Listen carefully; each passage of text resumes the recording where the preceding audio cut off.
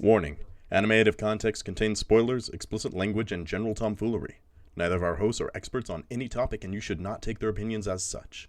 Listen at your own discretion, and enjoy.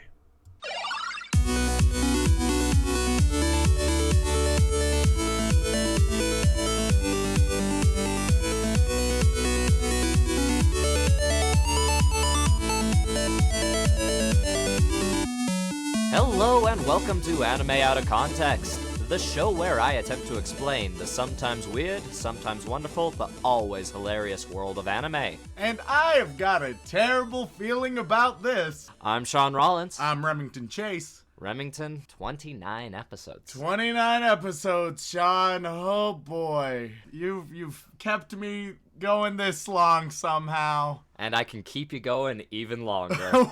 We'll see about that. I mean, I've only been like a step away from breaking for these whole 29 episodes.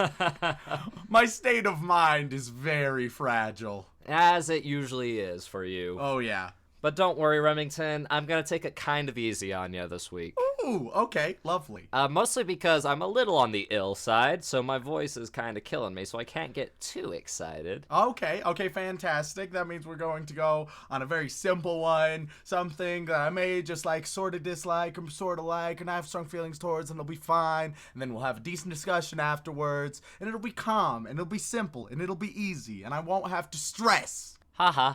Oh, God. Oh, it hurts to laugh. Oh, goodness. No, Remington, because we're doing something that we've never done before today. Oh? We've gotten several emails recommending a single anime. Oh, okay. And several in-person requests as well. Oh, boy. Okay, so this is a hot commodity. It's an anime that people have wanted us to talk about for a long time. Okay, well, you know how me and personal anime get along poorly. Yeah. They just want to see how you'll react to this one. They think to themselves, you can't possibly have anything negative to say about this particular anime. Oh, well, if that's what they're thinking, I'll probably prove them wrong, because it is an anime. It is an anime, but it's a great anime. It's one of my favorite animes, actually. That doesn't convince me much. Nothing ever does, though, Remington. Very rarely. My opinions don't seem to matter to you at all when it comes to this show. No, because we've established that anime fans' opinions are whack.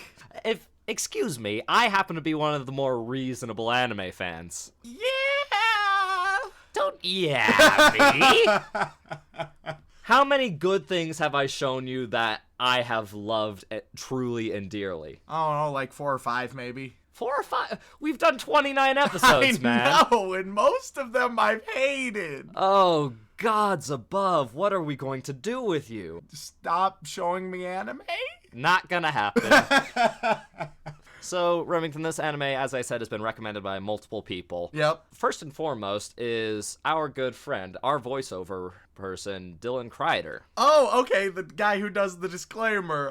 Okay, Yeah. Thanks, Dylan. Yeah, he loves this show, and he wanted to see how you felt about it. Okay, I trust Dylan's judgment a bit more than yours. That is very mean of you. As well as a couple names that I'm just going to list here. We have Manoli, Heather, James, and finally, this email. Okay, Remington, this email is one of the best emails we have ever received. Oh, yeah? And I'm going to read you an excerpt of it. Oh, boy, okay, let's hear it. Because this fella really has some disagreements with your opinions on such. Oh, I think I may have glanced at this email. I think I might know the one you're talking about, but I don't know what they recommended. And his preamble to what he's recommending us is just the most sublime thing. All right, let's hear it, Shaun. As I stated before I just finished episode 25, and armed with that knowledge, I would like to recommend a show that I think Remington would like. Oh, okay, So okay, good start. He's looking for your better interest. It's an olive branch extended out to me. This is me holding my arm out in good faith, and I will let you know, Remington, if you bite the hand that feeds you, there will be repercussions. I'm not saying that you have to enjoy and like it. You could hate it, and if that's your opinion, that's fine. But depending on your response will determine my next recommendation. This is a person who knows how to cut me deep. He's thinking to himself, if he reacts poorly to this anime that I'm trying to provide to him, how can I really get to him? Terrible recommendations, and by God, that's true. He knows you so well, and I love that fact. And that was an email from the lovely AJ. And AJ. Okay, AJ. Well, I'm suddenly hoping I like it a little bit more. Okay, so it's one of your favorites. It's one of Dylan's favorites. A bunch of people are recommending it. AJ's gonna find me and murder me in my sleep if I react poorly to it. This will be interesting. Okay, maybe it's gonna be good. Oh, I think it is wonderful, Remington. It's one of my all-time favorites just because of how strange and exciting and violent it can be. Violent. So it's bullcrap shonen. It's not bullcrap shonen. It's just over-the-top shonen. It's different. Shonen is always tough for me. I've liked maybe 2 shonen, maybe?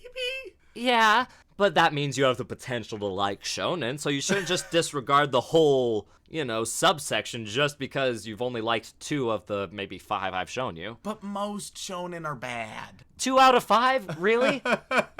Like, that ratio is pretty... If you listen to episode 25 and you look at the bottom of the list, it's littered with shonen. Well, yes, but that does not mean that all shonen is bad. No, just most shonen is bad. You're gonna get so many very special recommendations after this, I think, Remington. Oh, God. So, I'm just gonna give you a bit of the synopsis for this show. Okay. Always worrying when you don't tell me the title before the synopsis. If this involves sisters, I'm gonna be angry. Continue with the synopsis. There are no sisters in this show. Okay. I can guarantee that much. A few. And especially no incestual relationships. Oh, thank goodness. We're looking up. The story begins in the year of 1868. 1868, going way back when. Yes. The story starts in England, of course. Okay. Another... This is already getting a bit of, like, Helsing vibes, but I'll ignore that. And a carriage has tumbled over a cliff into a ravine, spilling the occupants everywhere. The family within the carriage has been spread out across the bottom of the ravine and appears to be dead and horribly Is this gonna mangled. be another, and their parents were dead for the protagonist, like Don't we be always get? ridiculous. Only the mother's gonna be dead. Why can't anime protagonists have healthy family units? Well, because Remington wouldn't be very interesting otherwise, would it? I'm gonna start a charity. Save the protagonist's parents. So what ends up happening is the carriage crashes, the mother dies on impact, the father is close to death himself, the child seems to have been protected by being straddled in the mother's arms. The mother took the fall to save the child, kind of thing. Okay. And then a couple of scavengers come by across the wreckage. Is this just Hercules? As a young boy taken away, raised by gods themselves, and then brought back into the normal world? No? Why is there a question mark? Well, because there is some magical stuff going on in this show, but... That sounds about right. Yeah, and the scavengers come up to the crash site, of course, looking to steal everything blind, because, I mean, some fool went over a cliff in a carriage, and they're probably all dead. Might as well take all their crap, right? Yeah, makes sense. But surprisingly enough, the father is still alive. Oh, I was just hoping you were going to say the baby kicks their asses. That would have been amazing. Just like the start of Hercules. Yes! Hercules is my favorite anime. Mine too. And the father wakes up and is like, "Oh my goodness, you're here to save me." And of course, the scummy guy's like, "Yes, we're here to save you." "Oh yeah, that's why we're here. Thank you so much. Did my wife survive?" "No." Unfortunately, you are in an anime protagonist's family unit, so something's gotta give, but you made it? Which, hey, beats the odds. What about my child? It's alive too. Your wife broke the fall for the child. Which, amazing, physics-wise, if you think about it. But hey, it's anime. Physics is more of a guideline than a rule. Something gives me a bad feeling about this baby. Just, there's nothing you've said that should indicate to me that I should hate this baby, but I personally don't like this. Why don't you like this baby? I just got a feeling, Shaun. I got a feeling in my loins that I'm not going to enjoy this baby. This is very open to be proven wrong, but that's my first inclination. Well, it's gonna be a little more complicated than that, because this is just the prologue. Oh, okay. Yes, after he believes he's rescued, George is his name. Okay, good old George. Yes, is like, here, take this, and You know what if would be the best shonen anime? What? George just struggling to be a single father in modern society. So wait, you're just talking about Sweetness and Lightning. Yeah, I just want Sweetness and Lightning again, actually. We might come back to that eventually, man, but we've got so many anime to cover. Alright, so what's George doing? He's like, for saving me and my son, I will give you a debt. If ever you need anything, just come to me, and I will help you in whatever way I can. Because, you know, the grateful rich patron kind of guy. Okay. You know, because the family is a very wealthy one, and it's a very generous, wealthy family. It's just a good family in general, except for the part where some of them are dead. Yeah. Yeah. And then it cuts to about 12, 13 years later, when All the right. boy has grown up quite a bit. The baby is named Jonathan. That's right. Jonathan, okay. Yes, the boy is named Jonathan, and he is growing up kind of Always as very English. Oh, he's very English. He grows up as a proper young English lad, trying his best to be a gentleman. I'm always mildly amused when they, like, go full into the English tropes in anime, which we've seen twice or so. It's always very entertaining. It is. It's interesting to see how Japan as a whole views other countries, America especially. Oh, yeah. I'm gonna have to show you some anime where they have very interesting views on what America is like. Oh, perfect. But that's for another day. So the boy, Jonathan, Good old Johnny boy. is a young adult, and the person who, quote-unquote, rescued George and his family is on his deathbed, which is, you know, the case. And this fella, Dario, has a son. And as his dying breath, because Dario's not a good person, I'll tell you that right now. Uh-huh. He abuses his family, his son, and whatnot, and the son kind of turned out kind of horrible because of it. What ends up happening is, on his deathbed, he's like, take this letter, go to this place, and be even more powerful than the rest of the world type of thing. Just a very, like, angsty, angry father kind of scenario. Okay. Why are you making that face, Remington? Shaun, What's up, Remington? I'm getting real suspicious. Why are you suspicious? Because, Shaun, Yeah? before we started this podcast, Yes. there were a very small set of anime that we had discussed before. Mm-hmm.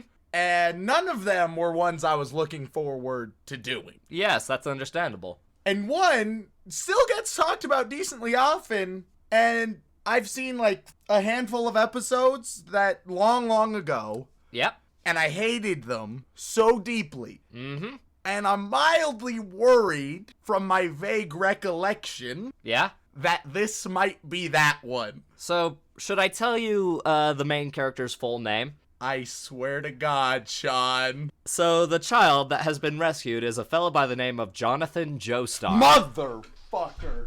Goddamn son of a bitch. Otherwise known as God, JoJo. this motherfucker right here. Ah. This goddamn son of a bitch. Because the anime that's been recommended to us is none other than JoJo's Bizarre Adventure. AJ, I got bad news for you, buddy. I was wondering how far into the plot I could get before you started recognizing things.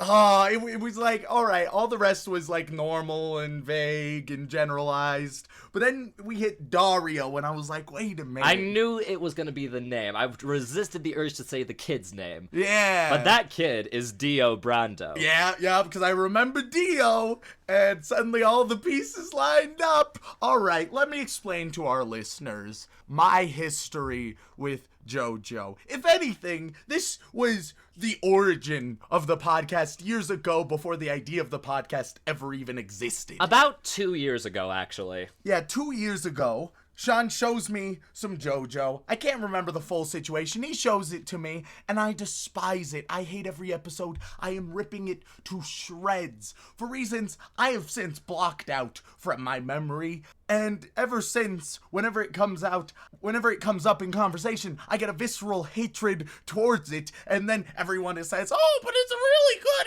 anime. But it's not. And this is terrible. This is awful. My only solace is that I won't be retreading new ground, because I think I've seen about 3 or 4 terrible episodes, which were god-awful. So I guess I gotta rewatch those 3 to 4 terrible episodes and relive and remember why they were so bad. About that, Remington. God no, Shaun. It is episode 29. God no, Shaun. And I haven't done a very specific thing in this particular block of 10. Are you talking about the Shaun bullshit rule? I don't think that's its official title. Oh, he's talking about the Shaun bullshit rule. But every block of 10 episodes, Remington has given me permission to go over our 3 to 4 episode rule. I thought I was safe. You thought I would waste the opportunity? I was hoping you just sort of forgot. I would never forget about this, Remington. Son of a bitch. But don't worry, Remington. It is ground that you're treading before, so you'll have some familiarity and it'll be a little more tolerable.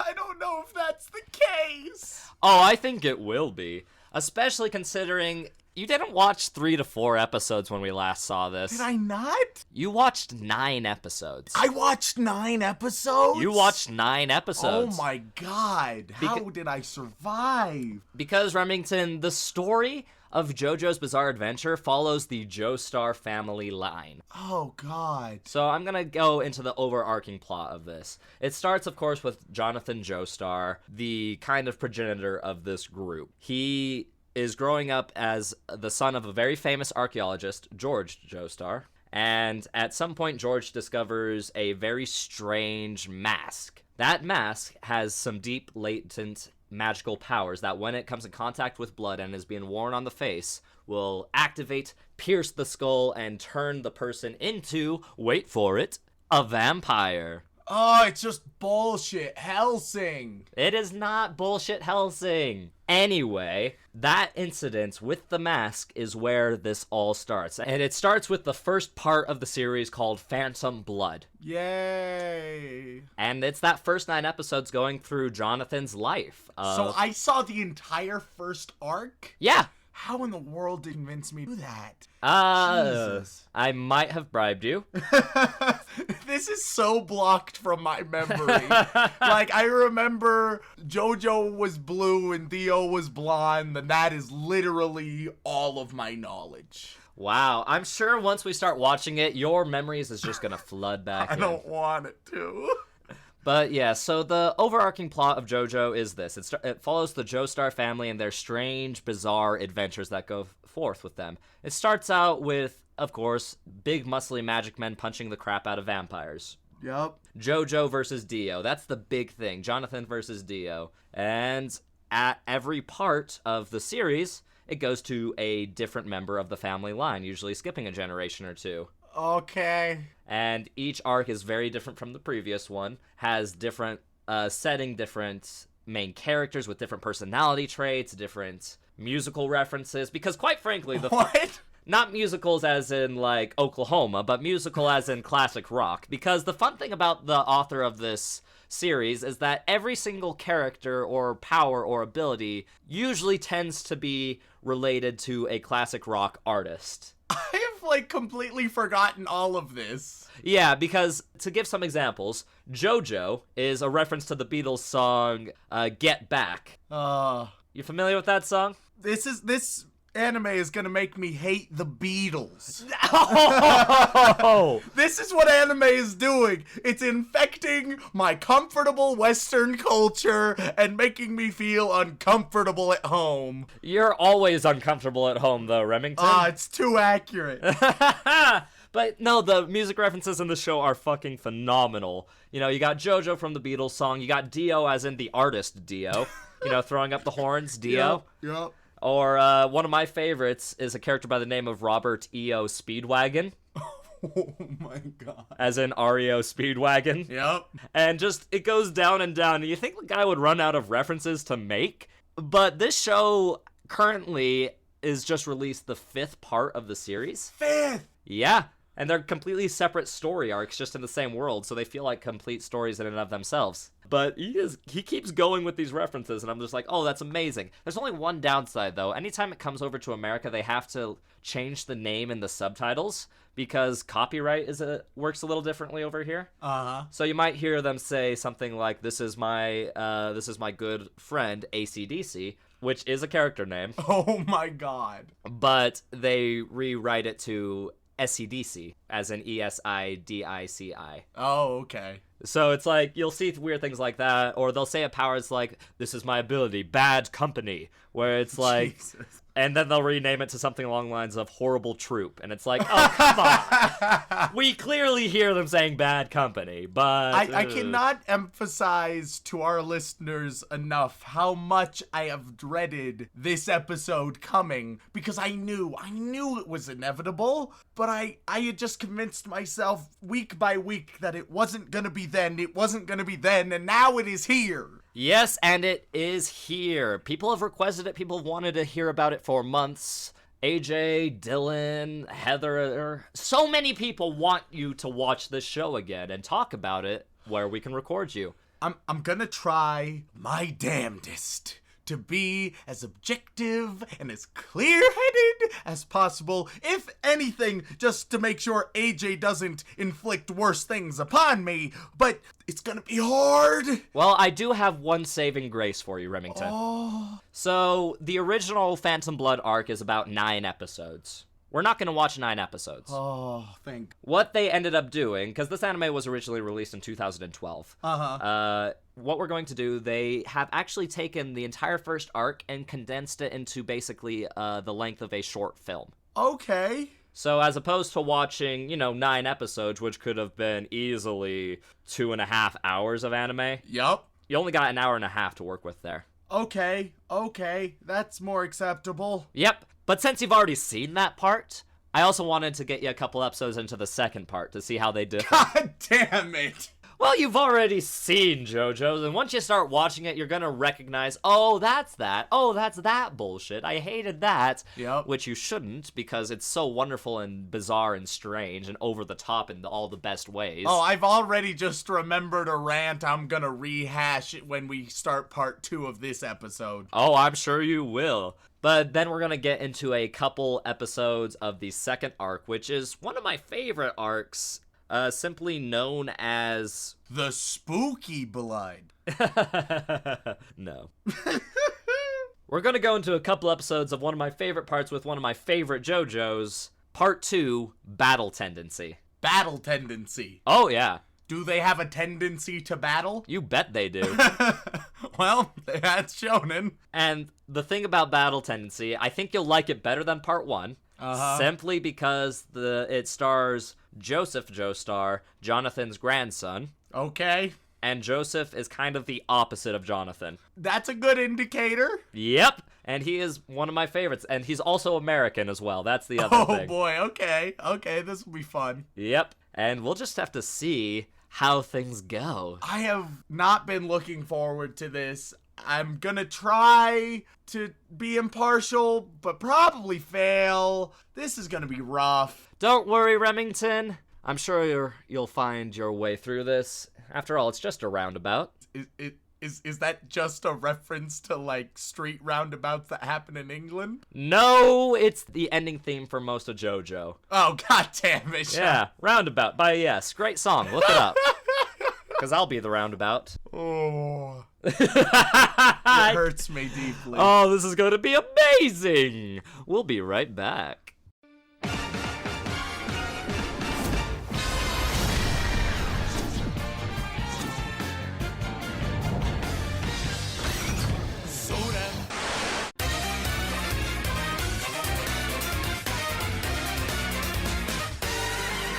Ladies and gentlemen, we are back after watching the entirety of Part 1 of JoJo's Bizarre Adventure, The Phantom Blood, as well as the first 4 episodes of Part 2, Battle Tendency. And I have got to say, I've never seen Remington this alive after watching that much anime. There was so much anime, holy cow.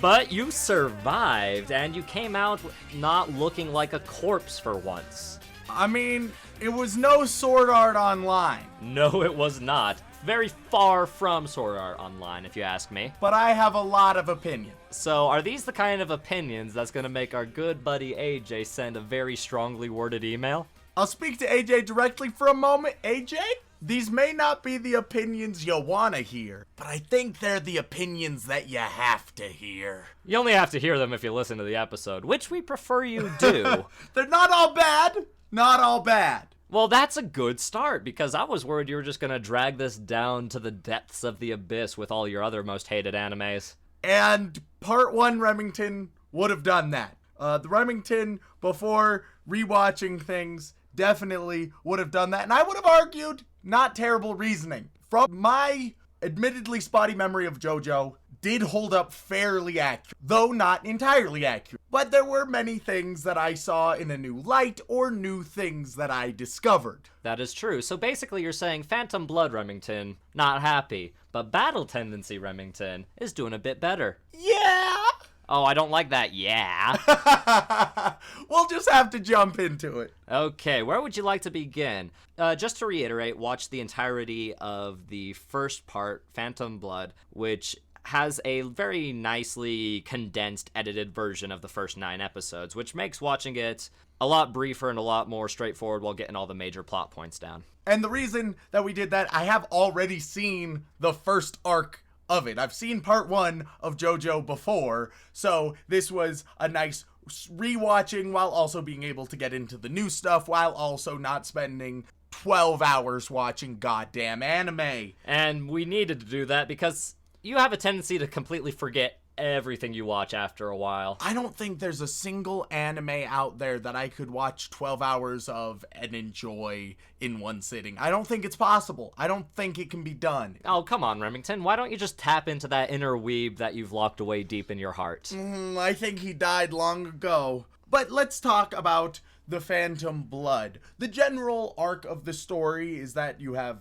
JoJo and you have Dio and they fight one another. It's very prototypical shonen. It's borderline Fist of the North Star, but with vampires, though. If you take Fist of the North Star and you add Hellsing, then you have a basic understanding of what Phantom Blood is. And to be fair, the original manga was written around the same time as Fist of the North Star. A little after, I believe, but again, around the same time. So early on, one thing that I immediately enjoy is that you have Jonathan Joestar, good old JoJo. He shows up and he gets in a fight trying to save a doll and he gets his butt whooped. He gets his ass absolutely kicked, which is great to see that you show your protagonist in a vulnerable state. They don't always win. Unfortunately, this is one of the few good things I can say about Jonathan Joestar. I'm amazed you had even one good thing to say about him, because Remington, as I've mentioned while we were watching it, the least liked JoJo of the lot, and I believe there are about 7 of them total, is the original Jonathan Joestar. Let me make a comparison for all these niche fans of WWE and anime. Jonathan Joestar is the Roman Reigns of shonen anime. Oh god, I get that reference. And anybody who's into WWE will understand what that means and why that's not a great thing. But for all those who don't enjoy WWE, don't worry, I'll explain further. You see, with Jonathan, he is first a white knight to the extreme. His whole spiel is about being a gentleman. He tries to be a gentleman. At one time, Speedwagon called him a gentleman, and you could almost see him pop a boner right then and there. But that's it? That's all he is? Is this white knight gentleman without many flaws other than that he is bland as all hell? He is a Mary Sue to the extreme. He doesn't take what I always hear about JoJo, which is so over the top, but the first JoJo just isn't. He is bland and boring, and he's not even playing the straight man in this crazy universe. He's just not playing much of a role at all. I mean, he is literally just the starting point for all the really interesting stuff to happen. But yeah, no, most people think JoJo is a bit of a bland bitch protagonist. Oh, yeah. The only difference is he actually kicks ass occasionally. And that's fine, but he doesn't even do so in an interesting way. So far, just about every single battle, we have seen it all. It doesn't have amazing, interesting back and forth that you see in amazing shonen like Full Metal Alchemist or even Ruby. Instead, what you see is, here's my superpowered move. Did that work? No. Here's their superpowered move. Did that work? No. Here's my superpowered move. Did that work? Yes. Oh, wait, no. And you just keep repeating that. It's not interesting. It's not fun. There were some moments that they used satire well during the battles, but the battles itself weren't action-packed in an enjoyable way. You know what? For the first parts, I would say so. The final confrontation with Dio was pretty interesting, though. Sort of. Sort of? We'll get there. Let's talk a moment about Dio. Dio is your main villain. He showed up early on in Jonathan's life, and they were orphans together. Well, hey, he still had a father. Well, I mean, I guess. I mean, that literally defeats the definition of orphan. All right, they were like, we're motherless together. Motherless together, coming to ABC. I thought Dio was much more what I was looking for in this type of show. He was so over-the-top villainous in a very obvious way. Like, when you meet him, he just does everything ruthless and evil. But then it gets to one of my primary points about part one. Part one, so often, it's difficult to tell if they're being over-the-top and they're aware of how ridiculous they are, and thus it's satirical and funny, or if they're being so over the top and they're relatively clueless and they think that this is genuinely the proper writing decisions, in which case it's amusing, but for a very different reason. And I think both sides hold true sometimes. Sometimes they were definitely obviously over the top to elicit laughter and humor, and they nailed it. But other times, I felt like the ways that they went over the top were incidental and that they didn't mean for it to be ridiculous. They sincerely thought that it was a heartwarming or heart-wrenching moment, but it wasn't. And I think that, we'll get to part two, has a lot better of a grasp on that concept. Yes, part one has the most flaws of any of the JoJo series, which there is a reason for that, Remington. Believe it or not, this is a remake of a sorts. Back in the early 90s, JoJo's Bizarre Adventure had an anime debut, but it didn't start from the beginning, per se. It started at part 3, so everybody's nostalgia for JoJo from the anime side of things is from part 3. So were they just trying to be like, hurry, let's get to part 3 now? A little bit, it seems like, because part 3 is the one that they put easily the most effort into out of all the JoJo's I've seen so far. Oh yeah, because the pacing of part 1, you can definitely tell, in a weird way, it's both rushed, but at the same time feels like it didn't give enough time to interesting things, which is quite similar to Sword Art Online in that way. For example, one thing that is ridiculous is the 2-episode fight scene that just lasts forever and isn't interesting in any way. Yes, the fight scene between the Knight Bluford and JoJo himself. Yeah, that one wasn't good or interesting, but it lasts forever. And when your entire little arc of your story is 9 episodes, to have over 20% of that to a single not great battle, that's going to hurt the product. Well, to be fair, a good chunk of that was a flashback into the knight's story, which nobody cared about, let's be real. Yeah, and then thankfully, the edited version we saw cut out one character significantly, which I greatly appreciated because I remember hating this character. Everyone hates Poco. Yeah, everyone hates Poco. Poco is just a little kid that tags along because he was hypnotized. It doesn't matter. He's annoying. He's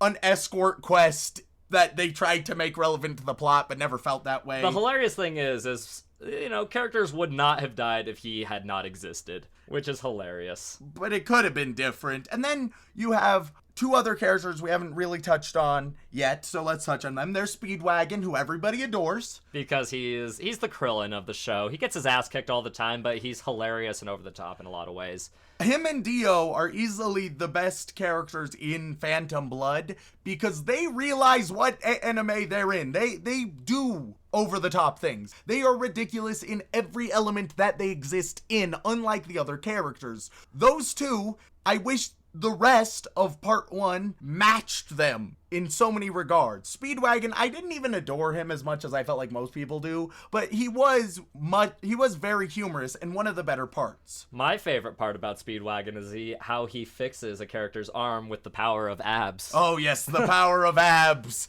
You can never doubt the power of abs. And then the other character that we haven't touched upon but is quite important is Baron Zappelli. So Zappelli, he shows up basically out of nowhere, and then he's like, I'll give you these magic powers, which frustrated me to no end, but we'll discuss those. What's really annoying, and definitely spoilers incoming, but he shows up, and I never really enjoyed him, but then they just have the way too long battle together, and then one of my most infuriating bits of the entire show, and I would really hope that most people could agree this is really dumb. He ends up getting chopped in half, right? By all accounts, he should be dead, but he has ham and energy, so okay, he can be struggling for life, and it's a shonen, okay, pushing it significantly, but I'll begrudgingly accept it. And then JoJo has a broken neck, so what Zappelli does is he gives his life force over, and he says, I am giving you all of my life force, right? And he ages up, he's old, and he's wrinkled, and then there we go, JoJo is suddenly magically alive, which is also mildly bullshit, but we'll touch upon ham and energy in a moment. But Zappelli doesn't even die yet! He is not dead yet. He gives one closing line, you think maybe he's dead now? No. Then they finish things up. They finish the battle. They go back to him and he's like, oh man, I am dying. And it's like, how are you still talking? How?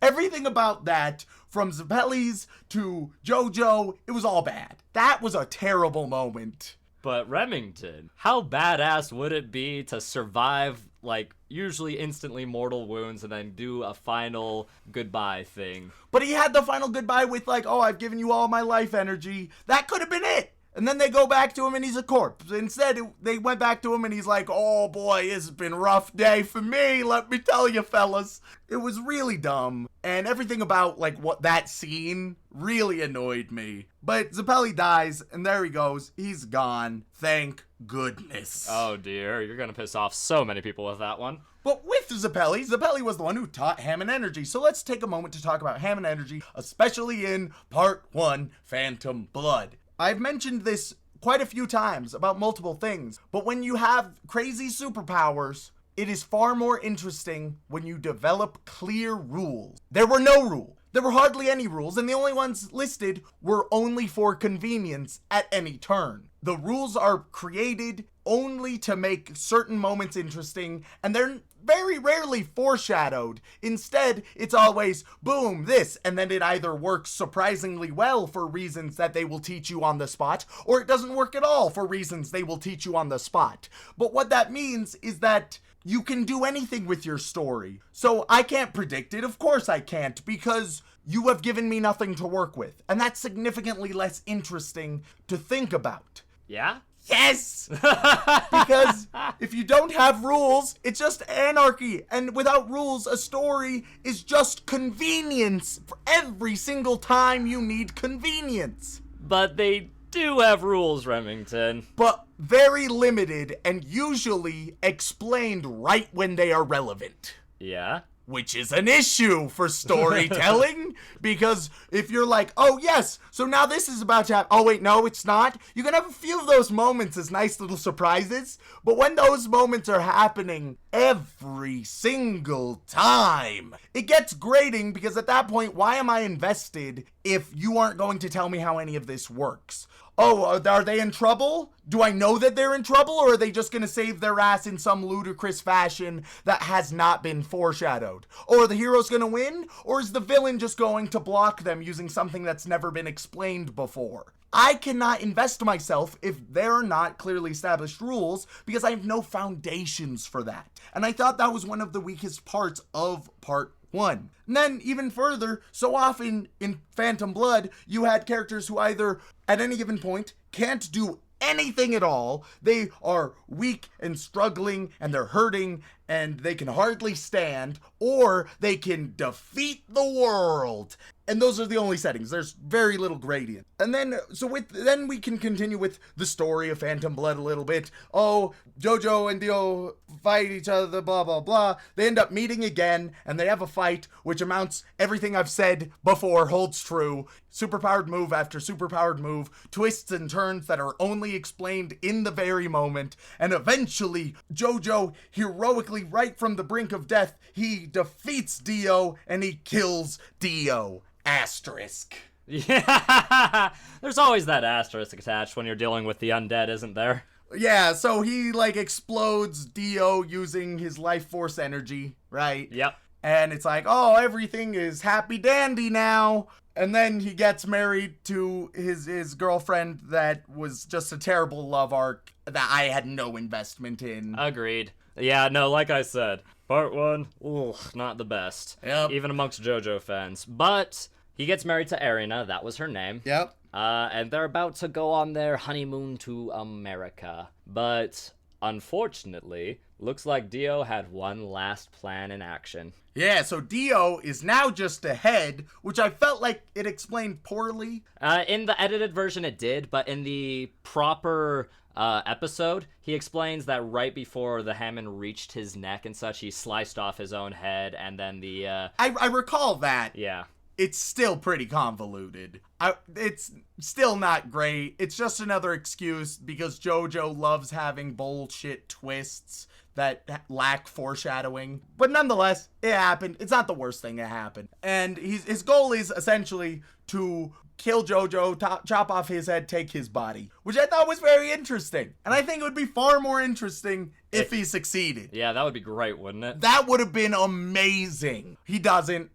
He ends up, JoJo does his JoJo bullshit, and he ends up on a burning, no, not on a burning, he ends up on a boat that's about to explode, holding Dio's head, and they're gonna die together. I'm skeptical that Dio died, for sure, because JoJo's Bizarre Adventure loves its bullshit twists, so I'm still waiting for Dio to show up again. You think Dio's gonna just show up in battle tendency then? I would not be fucking surprised. But Remington, the enemies in battle tendency are much scarier than Dio. Until Dio shows up and he's even more powerful because he's Super Dio or some bull crap. Super Dio. Because the power creep in JoJo's Bizarre Adventure is all too real. Nonetheless, fortunately, Erina and her son, they escaped. Well, a child that she... Well, yeah, a child, not her son, but a child that she found. Well, I mean, yeah, she had the mother die right in front of her, and JoJo's like... She was like, now this one's mine.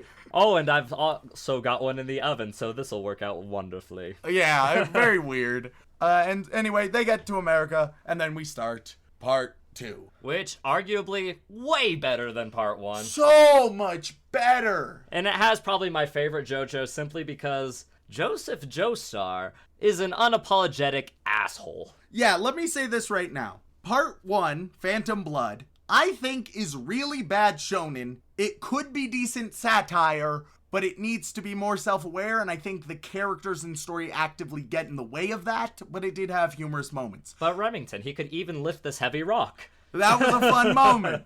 I feel like part 1, there are better satire, there are better shonen. Part 1, just not great. Part 2, I'm on the cusp of whether it's actually good or not. I'm trying to figure out if the reason I'm stopping it from feeling good inside of me is because of part 1 or if there's other reasons. Because it definitely has setbacks. But we'll see how I feel about part 2 by the end of this discussion. We'll have to see. And of course, with popular shows like this, Remington, this is not going to be the last time we talk about JoJo's. God damn it.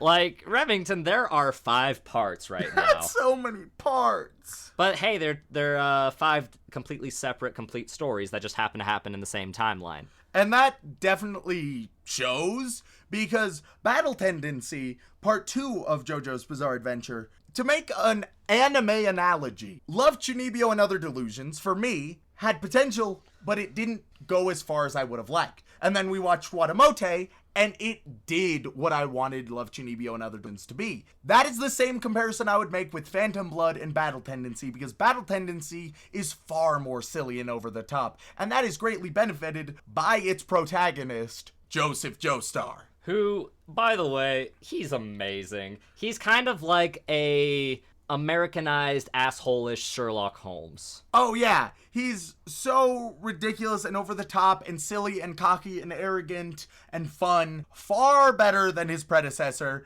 and he ends up meeting Smokey the thief, who has yet to be relevant, but is just always hanging around. He's not going to be relevant after this. He was just kind of a temporary Speedwagon. Oh, that's so strange, because... Yeah, no, it's very strange. It feels like they're invested in him, but also not letting him do anything. I mean, he became JoJo's friend and helps out with his grandmother, so, you know, yeah, that's basically it. He's not that interesting of a character, unfortunately. He's just kind of there for flavor. And the plot of Battle Tendency, I will say, is a little bit all over the place so far. It doesn't have a strong direction yet, which I think it probably should have had by now. I don't know. I think it has a fairly strong direction right now. It's sort of a bunch of arrows vaguely pointing in a bunch of different directions, I feel like. Well, let's break it down step by step, and I'll try and clear that up for you, because that is my job on this podcast, is to try and clear up the anime bullshit. Yeah, so first we see that Speedwagon, he's alive and well, and he's an oil baron, and things are going great. It's 1940, and so things are looking real up for Speedwagon, who's nice and old now. He gets asked by Straightso to come investigate a thing, and if you're wondering who Straightso is, he was a character from Phantom Blood who has the Hammond energy, who wasn't super interesting. I mean, basically, it was him, his buddy Dyer, so Dyer Straightso. Get it? Yeah, because like the band Dire Straits, it's clever. And their master, Ton Petty. Yeah. He was just like one of the good guy lackeys, basically. Coming to try and stop the menace that is Dio. And they helped in the background fighting zombies and the like. It was a very strange choice, in my opinion, for a character to return. Yeah, right before the final battle. Speedwagon makes sense. Speedwagon I understand, because he was like the crowd favorite. Straightso, very weird choice, but we'll ignore that. And of course, Speedwagon finds this strange, demented pillar, because this all happened because of a mask that turns people into vampires when it is worn. Oh yeah, mildly important. There's a mask that they're all trying to either look for, use, or destroy. Yep. Just think Lord of the Rings and you're set. Basically, in Phantom Blood, they decide to destroy the mask, because why wouldn't you? It's a demonic vampire-making mask that causes people to die. Not a good thing to have around. So they break it at the end of Phantom Blood. Great. Problem solved, story done, great. It's interesting, because it feels like it's extremely important, but it's only very circumstantially important. Like, the characters will talk about it quite a bit, but it's not something I think about a lot when I think of JoJo's Bizarre Adventure, just because it's rarely brought up, especially in Phantom Blood, other than when it was super relevant. And I'll tell you right now, in Battle Tendency, it is the main plot point. Okay, and I think it's an interesting one, Yep. because it definitely is just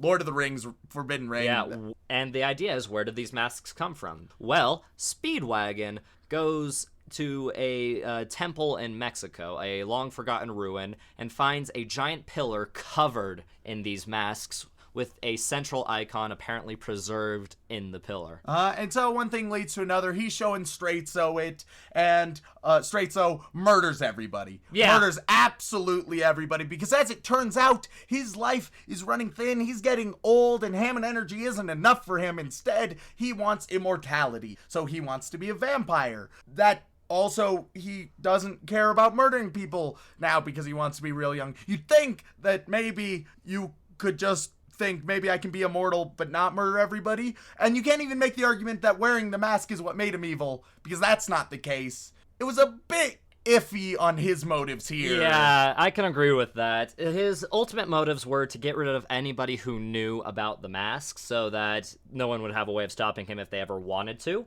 His motives aside from that are a bit non-existent, quite frankly. It's a strong shift from what little we knew about him before. And so it's just yet again strange that they chose this character from Phantom Blood. Why not just make a new one that also has Hammond energy but is a little bit more corrupt that we know about, instead of this one who's never indicated any of these tendencies? But that's a lesser critique. Yeah, I mean, it was probably just recycling the character, quite frankly, because obviously Tom Petty couldn't have survived, 40 years later. Because the difference between these stories is about 40 years. Oh, yeah. Because Joseph Joestar is the grandson of Jonathan Joestar. So we have him as one of the main villains-ish. He ends up getting into a fight with Joseph and dies? ? He definitely dies. Okay, and he dies with the power of Hammond energy. Yeah, because Hammond is the one thing that is guaranteed to kill normal vampires. Along with sunlight and smashing their brains. Yes, which the smashing your brains thing is a little wishy-washy at this point. Yeah, that one... At this point, it's just an urban rumor, Yeah, because so- they've been exploded and been fine, so it's pushing it. Look, you've got magic and sunlight. Let's just stick with the magic and sunlight. It's the best way to go about it. But yeah. Then you also have the Nazis. Once again, on our lovely podcast, we have to bring up our past of Nazis. I don't know why Nazis keep popping up in anime. Who could say? Maybe it's because they're a good story thing to revolve around. You want to awaken some horrible evil that shouldn't have been messed with or ever touched? How about the Nazis? It's good old Indiana Jones. It's exactly an Indiana Jones. So, and then you got one main big bad Nazi. Yes, von Stroheim. Yeah, von Stroheim, who is a great character. He's also silly and over the top, but at the same time, he can be serious and vile. So he has that blend that part one tried to get, but never, ever, ever did. And the Nazis, they're examining one of these pillars that we just discussed, figuring out how's it tick, what's going on with it, and then one thing leads to another. They unleash an unspeakable horror with a perfect being who's just a huge muscular dude. Which, quite frankly, to a lot of people, that's the perfect being, if you know what I'm saying. But this muscular dude, he can absorb things and he can morph into different weird shapes. He's a pillar man. Basically, what he is, Remington, is he is the progenitor to the vampires. He is a vampire of himself, but he's far more powerful, and he has 100% control of every cell in his body, is basically how they explain it. Yeah, and so he goes on a bit of a Nazi murder spree. Meanwhile, von Stroheim, he has kidnapped Speedwagon this whole time. He's had Speedwagon just, locked up. And so JoJo, part 2 JoJo, Joseph, he goes and he's trying to save Speedwagon because he's an old family friend now. So JoJo gets in the midst of all of this craziness, and eventually all that's left is Speedwagon, von Stroheim, the Pillar Man, and... Did I leave out? You left out JoJo, yeah. Oh, okay, I didn't know if I... All that's left is JoJo, Speedwagon, von Stroheim, and the Pillar Man. Who has been lovingly named Santana, although the subtitles will say Santa Viendo. Yeah. And so, the Nazi and JoJo, they work together to murder the vampiric giant of all things awful. And they basically succeed. I mean, the Nazi is, he's assumed to be dead, though I'm always skeptical with JoJo. Especially with shonen battle anime in general. Death is a very hard thing to pin down. Yeah, so the Nazi general, he's dead. I'm gonna put that in quotes because I wouldn't be surprised if he showed up again either. Maybe as another vampire, who knows? but eventually the Santana also dies. JoJo has defeated him. Everything is hunky-dory, but he has been informed in these last moments that there are other pillars. Yes, because, of course, the Nazis, they never do anything half-assed. Oh, no. They go all the way, and they have found another set of pillars, and that's where we ended the episode. Strauheim gives his final, quote-unquote final, words to Joseph, says, all right, you've got to go stop those final pillar men because these can't escape. Because though he's a Nazi, he doesn't want the world to be destroyed, contrary to popular belief. Oh, yeah. And so I think the ultimate plot is going to be finding the pillars, stopping the pillar men, etc., etc. Exactly, except he also mentioned that there was a person in Rome that he should go to train his Hammond up. Oh, yeah. Which is less interesting for me, if I'm being honest, because all of the Hammond, I've yet to like a single use of Hammond. I'll tell you right now, it'll actually thoroughly explain the Hammond, as well as give some uses, some potential creative uses of it, quite frankly, as well as how they train it up. Because they skip over the whole training thing in Phantom Blood, which is a mistake when you have a new power system. Yeah, if they could make it less BS, then that would be great. Yes, they will go into how Hammond works, and that is what makes Battle Tendencies so good, is because they explain why this works the way it works and how it can be applied to just about any scenario, and they come up with creative ways to use it to fight these pillar men. But ultimately, with all of that being said, my thoughts on Battle Tendencies are very different than my thoughts on Phantom Blood. They're almost different shows, aren't they? Wildly so. It's as if Battle Tendency watched JoJo and thought, okay, I can do better. And that it did. It was what I wanted Part 1 to be. I still didn't adore it, but I might have liked it a little bit. I like the sound of that, Remington. I think it may just ever so slightly edge out into the liking. But that leaves me in an interesting scenario, because if I greatly dislike Part 1, but I sort of like Part 2, where do I put JoJo's Bizarre Adventure, Shaun? Well, I think you'll have to put it in the to be continued slot, Remington. That's a scary slot, Shaun. I don't know if I want. And I can't wait to see what happens when you watch more of this, because I can guarantee more people will want us to talk more about JoJo, because every time you get a new part of JoJo, it just does something even more insane or something more convoluted and just straight up bizarre. Oh boy. And that's what makes JoJo so entertaining, is all the different ideas they have into this one same universe. I'll even give you a hint to Part 3. Part 3, Hammond becomes a secondary thing. Oh, thank goodness. Yeah, and I'll tell you right now, the powers people remember from JoJo is not Hammond. Oh. It's the powers that are displayed and presented in Part 3.